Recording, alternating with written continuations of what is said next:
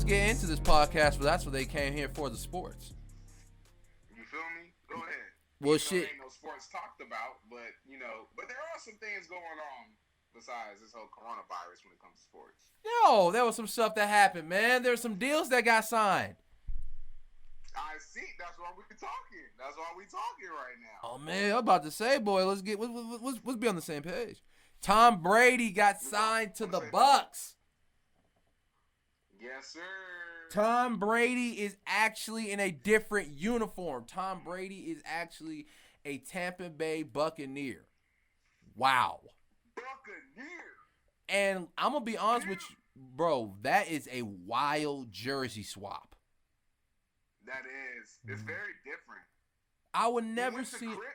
To blood. Real fast. I hate it. I hate it. Seeing him in Tampa Bay, at first it was really shocking because I thought it was gonna be he was gonna either go to the San Diego Chargers or 49ers, or he was gonna find his way back to the Patriots. But then they started talking about him going to the Buccaneers, and I'm like, then what's over there? But I was like, I guess they got some receivers, and their defense started getting better towards the end of the year. Tom Brady's over there with Bruce Arians, and he might fuck it up. He might do some things. Yeah, man. I mean, I'm going to be honest with you, man. Tom Brady, he's proven when he was playing for the New England Patriots that he can make nobody out of a somebody. You get where I'm getting at? Right. This man will make no-name receivers and no-name running backs into fucking names, to stars, selling jerseys for Danny Whitehead. You remember Danny Whitehead? Chris Hogan. 7-Eleven, man. That was his nickname. I mean, I knew Chris Hogan before he went to the Patriots, but Julian Edelman. Julian Edelman was a nobody before Tom Brady. Wes Welker. Wes Walker. Danny Amendola. Danny Amendola was a somebody, don't get me wrong, but when he went to the Patriots, it elevated him even more. You feel me? So, he can really make a nobody into somebody. And with Tom Brady going to the Buccaneers, this is great. You have a fucking GOAT on your hands, Buck fans, Buck Nation. Enjoy it. Ride it out. Accept Tom Brady and let him do what he does, and that's win games. In rings, my nigga. Rings. What you were saying before. Let freedom ring, baby. Let freedom ring. What you were saying before is that he made no-name receivers into somebody. He's going to a wide receiver core that there are, talent. They're Pro Bowl wide receivers. You have Mike Evans, that is he's a boy. 6'5", he can run every route, and the best thing about him is he has size and speed. And then Chris Godwin, he was a Pro Bowler last year, amazing wide receiver that could stretch the field. And then they have OJ. Listen, what's my fault? Don't get me started on that guy because I had him on my fantasy team, Brent. And let me tell you, that man was averaging 25 plus. 25 plus. And that was with Jameis at quarterback. Exactly, bro. What the man? Imagine when Tom Brady get there, what's about to happen, my nigga. Boy, remember Tom Brady with Randy Moss?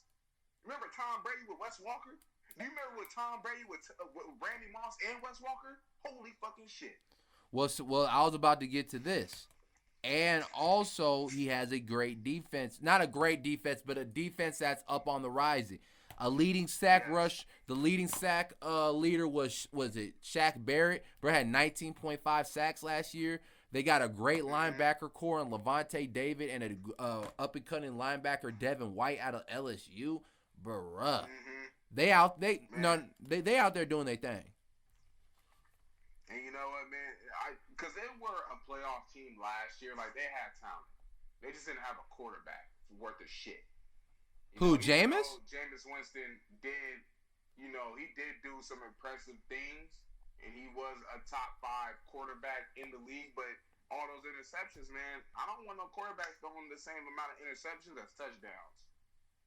So that's why the Buccaneers are not making it to the playoffs last year. But with Tom Brady, yeah, they're going to go far, man. They're going to go real far. And it's gonna be exciting to see them next season. Real quick before I have this next question, I was just thinking about this. The reason why Jameis Winston racked up all those yards and them touchdowns is because that he has a fucking big arm. He can throw it down the field. The one thing about Tom Brady that not everyone is talking about is he is a great wide receiver, but also his age. He cannot push the ball down the field like he used to. In my opinion. And with you're right. He can't throw deep like how he used to, but he can still do the thing. He can still do it, but it's just not the same Tom Brady.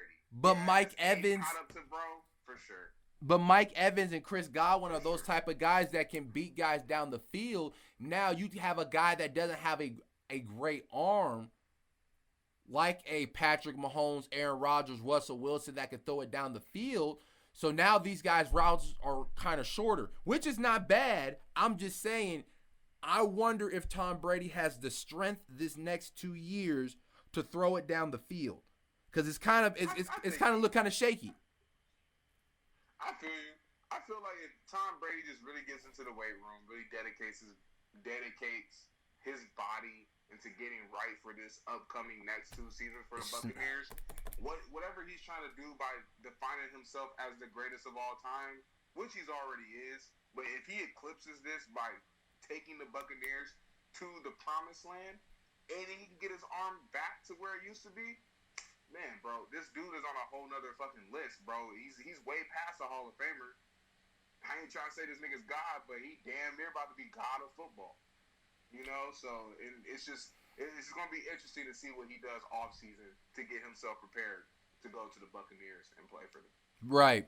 I'm not saying he's not a competitor. It's just one of those things. It's just like father time.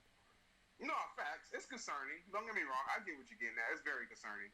It for sure. It's not a talent level. It's just can you still do it?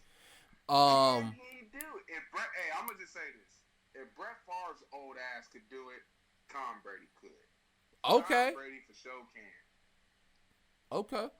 Here's my my next thing. Now, since they're in the NFC South, Tom Brady is in a new division, and before he was in a division that he was mopping up everybody, the Jets, the Bills, you know what I mean? The Dolphins, easy. He was running through that. Now, Browns. no, Browns wasn't in their division, but they did play them.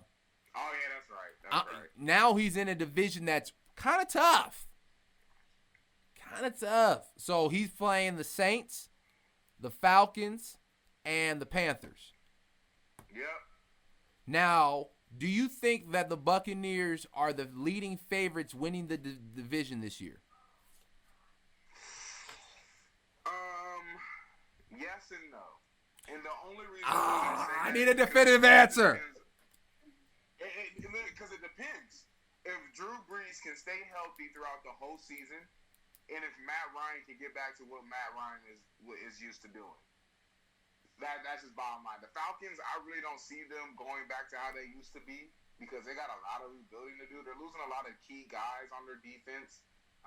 So that's questionable. So I say no when it comes to the Falcons as being a challenge for them.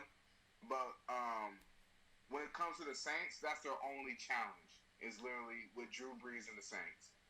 You feel me? Okay. My personal opinion that I feel like the Saints are the better team right now just because they are more seasoned and they've been together.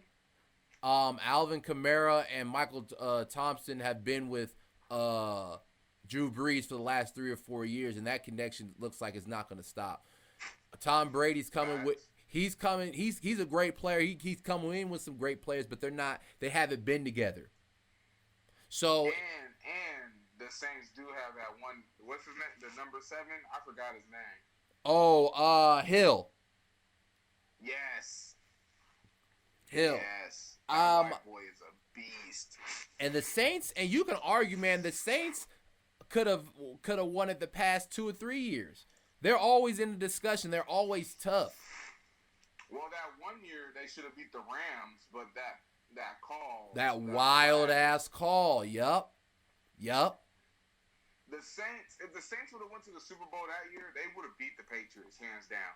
Hands down. That's a conversation, but It is. It is very a conversation. Um, we can save that for another day. Say that for another day, right? Tom Brady, I feel like they could win 9 or 10 games, but personally for me, they're gonna make the wild card. You think? I think they're gonna make a wild card because they also added that extra game this year. I think that the Buccaneers are just gonna make the wild card because it's gonna be a tough. This is gonna be a tough year. I don't think that this division is gonna be I think this division will be harder than what niggas think it is. The Falcons laid an egg last year. The Falcons laid a whole ass egg, and the Panthers played up and down. Right. But I know the Saints are coming. They're trying to win a Super Bowl, and I know Drew Brees is a competitor his damn self. And with Tom Brady in that division, he's like, oh okay, oh I have Tom Brady with me. Oh okay, I have to go even harder. Right.